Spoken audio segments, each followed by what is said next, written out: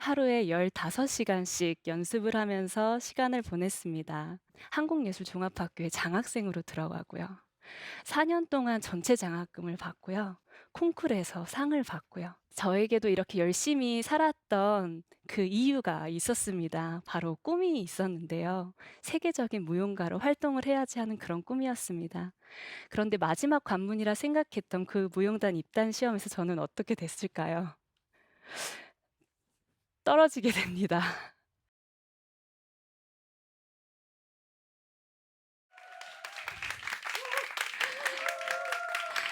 안녕하세요. 반갑습니다. 여러분, 저는 군대를 2번 면제받은 여자입니다. 혹시 우리나라 국가대표 남자 운동선수들이 올림픽 대회에 출전해서 금메달을 받으면 군대 면제를 받는다는 사실은 알고 계신가요? 무용수들에게도 그러한 경쟁의 무대가 있습니다. 바로 여러분들이 보고 계신 이 사진 속의 무대가 바로 그 무대입니다. 이 무용 컴페티션의 무용수가 바로 저입니다. 운동선수들의 훈련 과정을 보신 분들은 아마 잘 이해하실 거라 생각합니다. 그 과정이 얼마나 고되고 힘든지를요. 무용수들도 이러한 대회를 준비할 때면 정말 고되게 훈련을 하는데요. 저 역시도 이 대회를 출전할 때 하루에 15시간씩 연습을 하면서 시간을 보냈습니다. 학교의 문이 새벽 6시에 열려요. 그러면 학교 문이 열림과 동시에 저는 바로 학교로 들어갑니다. 연습을 시작하고 수업 중간중간에는 체력 단련실에서 보강 운동을 하고요. 수업이 마친 후에는 학교 문이 자정까지 열려 있거든요. 그러면 경비 아저씨들께서 제발 나가라고 할 때까지 꾸역꾸역 1분 1초가 아까워서 더 연습을 하고 나옵니다. 그런데도 불구하고 또 부족하다라는 생각이 들면 외부의 연습실을 빌려서 또 밤새 연습을 해요. 반복되는 동작들을 연습하고 또 고뇌하는 시간을 가지면서 그렇게 아침 해를 맞이합니다.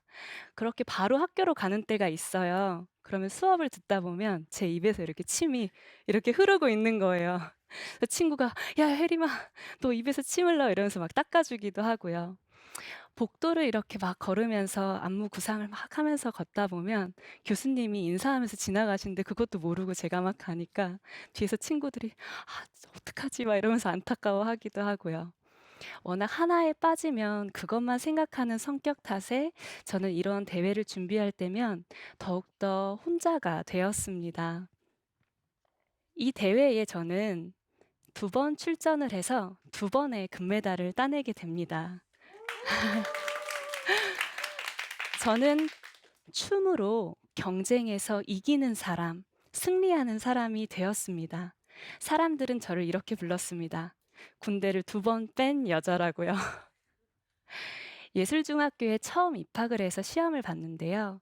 14년 짧은 인생인데 처음으로 1등이라는 걸 경험하게 되는 거예요. 좋아하는 춤을 추는 것도 너무 행복한데 1등을 경험하게 되니까 그때부터 이걸 놓치고 싶지 않다라는 생각이 들더라고요. 그래서 지독하게 연습하는 연습벌레가 됐습니다. 친구들을 만나는 것도 부모님과 시간을 보내는 것도 저는 사치라고 생각할 만큼 정말 연습에 미쳐 있는 그런 학생이었습니다. 그 덕에 학교에선 늘 1등을 했고요. 원하던 한국예술종합학교에 장학생으로 들어가고요. 4년 동안 전체 장학금을 받고요. 콩쿠르에서 상을 받고요.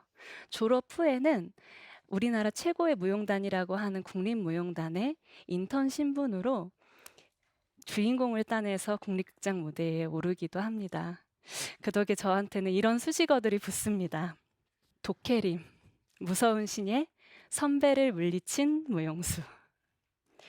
사실 춤은 자신의 내면에 떠오르는 감정과 생각들을 몸으로 표현해내는 몸짓 언어이자 또 사람들에게 기쁨을 주기도 하고 위로와 감동을 주는 그런 아름다운 예술이잖아요. 그 어렸을 때부터 그 춤을 너무 동경해서 시작했어요. 그냥 춤이라는 단어를 듣자마자 너무 설레고 내 몸으로 무언가를 표현한다는 것, 그리고 사람들이 그걸 봐준다는 것이 마치 인생의 주인공이 되는 것 같은 그런 기분이었습니다. 그래서 춤추는 것이 너무 행복했고 정말 순수한 마음으로 시도 때도 가리지 않고 막 춤을 추면서 다녔는데요. 시간이 흐르면서 제 춤은 어느덧 누군가를 이기기 위한 경쟁의 춤, 그리고 내 자신을 돋보이기 위해서 추는 그런 춤이 되어 있었습니다. 이 사진이 2014년도 당시 저의 모습을 잘 표현해주는 사진인 것 같아요. 예술 작품에는 작가들의 내면이 반영이 되잖아요. 저에게도 이렇게 열심히 살았던 그 이유가 있었습니다. 바로 꿈이 있었는데요. 무용단에 입단을 해서 주인공을 맡으면서 세계적인 무용가로 활동을 해야지 하는 그런 꿈이었습니다. 그런데 마지막 관문이라 생각했던 그 무용단 입단 시험에서 저는 어떻게 됐을까요? 떨어지게 됩니다. 정말 늘 경쟁에서 이겨왔던 저였는데 그 실패를 경험하니까 너무나 충격적이었어요. 사람들의 기대 속에, 그리고 저 스스로에 대한 기대가 너무도 컸기 때문에 그 시험에서의 실패는 저에게 마치 꿈의 좌절과도 같았고 너무 부끄러워지는 그런 순간을 맞이하게 됩니다. 사람들 앞에 서는 것도 무섭게 되고요. 누군가 앞에서 춤을 추는 것도 두려움의 대상이 되어 버렸습니다. 정말 죽고 싶을 만큼 힘들었습니다. 그러다 보니까 그런 두려움이 마음에 커지니까 대인기피증까지 생기게 되더라고요. 그때 만든 작품이에요. 세상과 철저하게 고립된 모습. 이 작품을 하면서는 작은 러그 위에서 그 공간을 벗어나지 못하고 춤을 춥니다. 머리도 길게 늘어뜨려서 얼굴을 보이지 않고 춤을 추게 되거든요. 그게 저의 모습이었던 것 같아요. 그래도 춤이 추고 싶은 마음에 포기할 수 없어서 이제는 좀 더 벗어나고 싶다, 이런 고립에서 벗어나고 싶다라는 생각으로 춤을 만들게 됐어요. 그러다가 조금 이상한 사람들을 만나게 됩니다. 어디에 소속되지 않은 채 그냥 외롭게 홀로 활동을 이어가던 중에 그래도 '내 삶이 좀 의미가 있었으면 좋겠다. 좀 가치가 있었으면 좋겠다.'라는 생각을 갖고 찾아간 곳이 있었습니다. 그것이 바로 컴패션 밴드입니다. 저는 지금까지 저만을 위한 예술을 해 왔는데 누군가를 위한 예술을 한다라는 곳이 저에겐 너무나 생소했어요. 전 세계 가난한 어린아이들의 꿈을 위해서 춤추고 노래하는 예술가들이 모인 단체였거든요. 첫 연습을 갔는데 그들과의 대화가 너무 생소한 거예요. 자신이 후원하는 아이와 편지를 주고받은 이야기, 핸드폰 속에 있는 사진이 아프리카 흑인 꼬마 아이, 그리고 제 또래의 친구에게 되게 큰 자녀가 있다라는 사실이 모두 다 너무 놀라웠습니다. 한 언니가 저에게 와서 사진을 보여주면서 이렇게 얘기해요. 혜림아, 이 아이는 루드미아라는 아이야. IT에 살아. 너무 가난해서 진흙 쿠키를 만들어 먹으면서 살아. 언니가 몇 해 전에 보고 왔다? 얘랑 너무 행복하게 시간을 보냈는데 우린 헤어질 때 너무 많이 울었어. 근데 며칠 전에 나에게 편지를 줘서 받아봤는데 이만큼 커 있지 뭐야? 하면서 신기하지 이러는데 저는 그 언니가 더 신기했어요. 이 이야기가 이 세상의 이야기인지 저 세상의 이야기인지 너무나 황당했습니다. 경쟁과 시기, 그리고 질투가 난무하던 세상 속에서 살던 저였는데 같은 예술을 하는 사람들인데 어떻게 이렇게 다를 수가 있지? 라는 생각에 저는 스스로 이런 질문을 하게 돼요. 예술이 도대체 뭐지? 춤은 뭘까? 나는 이제 어떻게 살아야 되지? 그때 당시에 톨스토이의 예술이란 무엇인가라는 책을 보게 됩니다. 톨스토이는 선한 예술의 의미에 대해서 얘기를 하더라고요. 그때 저도 나도 이젠 조금 선한 마음으로, 좋은 마음으로 춤을 추는 사람이 되고 싶다라는 생각을 조금씩 키워가게 됩니다. 사실 무대와 객석의 거리는 이렇게 멀지 않잖아요. 근데 무용수들이 무대에 서려면 왜 그렇게 그 거리가 멀게 느껴지는지 너무나 떨리고 두렵습니다. 그런데 특히 안무가들한테는 자기의 작품을 만들고 그 작품을 처음으로 선보이는 무대는 더 긴장되는 것 같아요. 왜냐하면 그 작품을 관객들이 어떻게 이해할지 느낄지 알 수가 없기 때문인데요. 그 거리를 가늠할 수 있는 건 오직 관객의 박수 소리로만 느낄 수가 있습니다. 내 작품이 관객과 함께 했다 혹은 아니다. 이 작품은 심연이란 작품이에요. 컴패션의 마음을 얻게 되고 극률한 마음에 대한 것을 갖게 되면서 제 마음에 있던 변화가 제 작품에도 큰 변화를 일으킵니다. 우리가 함께 겪는 이 시대의 아픔은 무엇일지, 우리 가슴 속에 응어리진 슬픔, 한이라고 하는 것을 어떻게 풀어낼 수 있을지, 역사 속의 아픔, 또 개개인이 가지고 있는 그 아픔들을 우리는 조금 더 위로하고 공감할 수 있는 그러한 마음을 가질 수는 없는지에 대한 거에서부터 출발하게 된 작품이에요. 무용수 각자가 갖고 있는 내면에 있는 슬픈 이야기들을 꺼내고요. 그리고 그 이야기들을 몸짓으로 만들고 움직임으로 만들어내면서 장면을 만들어 갔어요. 그러다 보니까 저희 마음에 치유가 일어나기 시작하는 거예요. 한 장면 한 장면이 관객에게 잘 전달됐으면 좋겠다 하는 마음으로, 정말 기도하는 마음으로 한 장면 만들어 갔습니다.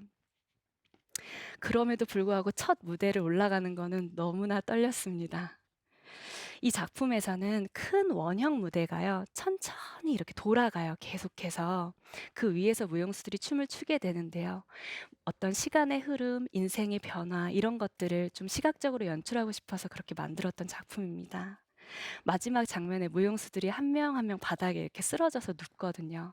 저도 이렇게 누워 있는데 한 명의 무용수가 제 몸을 이렇게 쓸어서 손에 끼고 있는 배를 이렇게 멀리 띄우면 작품이 마무리가 돼요.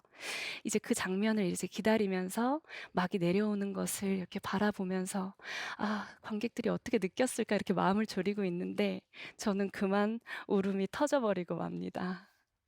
그동안 들었던 박수 소리와는 정말 다른 차원의 소리였어요. 뭔가 맞춰서 수고했다, 혹은 정말 화려한 어떤 퍼포먼스를 보고 쳐주는 그런 환호와 박수 소리와는 차원이 달랐습니다. 정말 마음을 다해서 쳐주는 그런 소리에 저 역시 감동을 받은 거였죠. 막이 내려오고 무용수들이랑 서로 막 눈을 마주치면서 우리 했다, 우리가 해냈다, 막 이런 마음으로 끊이지 않게 박수를 쳐주시는데요. 한 분, 두 분 일어나시면서 기립박수를 쳐주시는 거예요. 한국인들이 기립박수에 인색한 거 알고 계시죠? 잘 안 일어나시거든요. 근데 한국 무용이란 장르에, 그리고 저처럼 유명하지도 않은 그런 안무가의 작품에 기립박수를 쳐준다는 것은 마치 기적과도 같은 일이었습니다. 이전에는 관객분들이 저의 작품을 보고 안타까움을 느끼셨다면 이제는 제 작품을 보고 관객분들이 위로를 얻게 되는 그러한 마음이 들었다고나 할까요? 아마도 춤을 만들고 표현하는 제 마음의 중심의 변화를 관객분들도 함께 느껴주고 계셨던 것 같습니다. 저는 이제 혼자가 아니라 99 아트 컴퍼니라는 무용 단체를 운영하면서 정말 멋진 무용수들과 함께 활동을 하고 있습니다. 지금 이 아이는 저희가 함께 후원하는 마리로즈라는 아이예요. 필리핀에 살고 있고요. 몇 해 전에 저희가 직접 만나고 왔습니다. 마리로즈는 항상 편지의 첫 머리에 이렇게 씁니다. Dear my sponsor 99 아트 컴퍼니. 그리고 마무리는 이렇게 해요. 당신의 공연이 잘 되기를 늘 기도하겠다고요. 영혼의 울림을 주는 춤. 이것은 99 아트 컴퍼니의 모토가 되었습니다. 세계적인 무용수의 꿈을 저는 어찌 보면 이 아이를 통해서 세계적인 무용단으로 이루고 있는 셈인 것 같습니다. 우리의 춤이 한 아이를 양육하는 데 쓰이고 한 아이의 생명을, 그리고 꿈을 위한 멋진 춤으로 추어지고 있습니다. 저는 오늘 이 자리를 빌어서 감히 이 이야기로 마무리를 지어볼까 합니다. 지금 자신의 삶에만 몰입해 있으신가요? 주위를 한번 돌아보세요. 타인에 대한 긍휼한 마음이 내 삶의 변화의 계기가 될 수 있습니다. 나를 둘러싼 세상에 대한 관심이 결국 나를 성장시키고 내 삶을 풍성하게 만듭니다. 저는 오늘도 컴페티션이 아닌 컴패션의 마음으로 생명을 살리는 춤을 추는 장혜림입니다. 감사합니다.